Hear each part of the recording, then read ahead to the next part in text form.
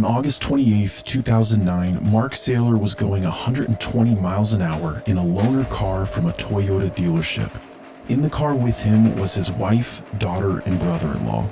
Now, this brother-in-law called 911 while in the car, and I have to warn you, what you're about to hear is horrific. 911 emergency, what are you reporting? I'm sorry? I'm trying to stop. We're on 120 Mission Gorge. Mark was trying to brake, but the car wasn't slowing down. We're in trouble. We can't, there's no brake. Okay. Freeway half mile. The freeway was ending and they were approaching an intersection with stopped vehicles. We're approaching the intersection. Okay. We're approaching the intersection. Hold on. Pray. Okay. Oh, shoot. Oh. Okay. Hello? To avoid hitting other vehicles, Mark drove the car off into a ravine. All 4 passengers were instantly killed. The recording of the 911 call went viral, and everyone, especially the relatives of the family, blamed Toyota.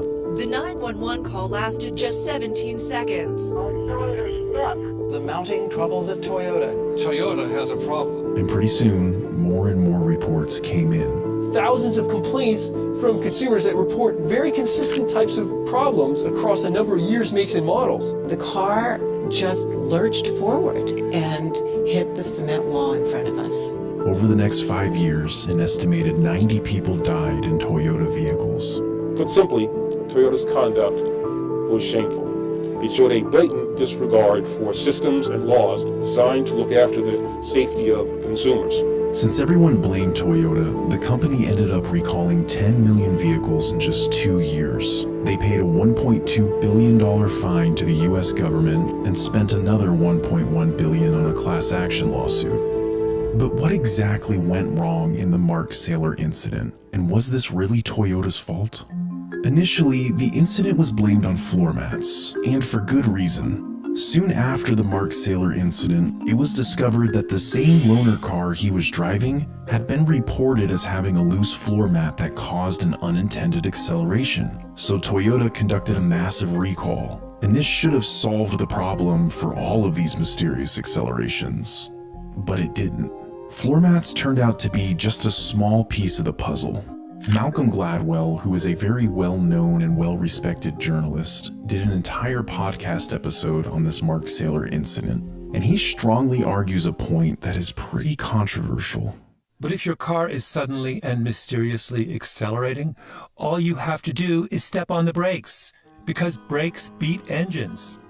He put this to the test by flooring the gas pedal in a car and slamming on the brakes while it was still floored, and the car stopped.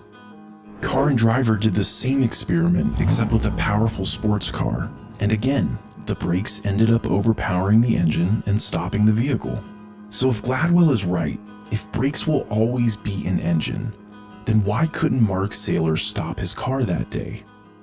I know this is going to sound absurd, but the only logical explanation would be that Mark Saylor never put his foot on the brake. Just go with me on this for a minute. When you drive your personal car, you become used to the pedals in that specific car. Some call this muscle memory. Your mind sort of goes into autopilot. The vast majority of these mysterious acceleration cases happened when a driver was put in an unfamiliar vehicle, like Mark Saylor driving a loaner. People get into an unfamiliar vehicle without adjusting properly, and when they put their foot down to press the brake, they sometimes unintentionally press the gas pedal instead. And there is research to back this up. In 2011, the NHTSA, along with NASA, released a report on all of these mysterious acceleration cases. They analyzed the black boxes in these cars, a device that stores information before, during, and after an accident. And what they found in most of these cases is that the brake pedal hadn't even been touched. These drivers were unintentionally pressing the gas pedal the entire time. This is called pedal error, and it's a lot more common than you might think. So now we know what happened to Mark Saylor, right? Case closed. Well, not exactly.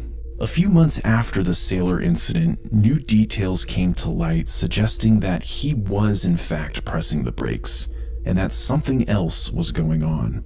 It turns out that Malcolm Gladwell overlooked a very important piece of this puzzle: power-assisted brakes.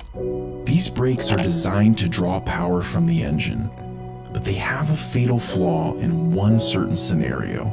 Consumer Reports took a Toyota car equipped with power-assisted brakes and performed the same test as Gladwell. They kept the car floored, pressed the brakes, and the car eventually slowed down. But they didn't stop there. They did the same test again and changed one thing. Let's see what happens if you lift your foot off the brake in this situation. Again, wide open throttle, 60 miles per hour, hitting the brakes, car's slowing down. I'm going to lift off my brakes just once and then back down. I've lost power assist. I cannot slow this vehicle down. I'm pushing all my might. I'm going 40. Say I lift off my brake again and pump them. Now I'm going 60. Cannot slow down the vehicle. Lift off again. 80 miles an hour. I'm powerless to slow this vehicle down. Mark Saylor wasn't the victim of pedal error. He was the victim of a loose floor mat and power-assisted brakes.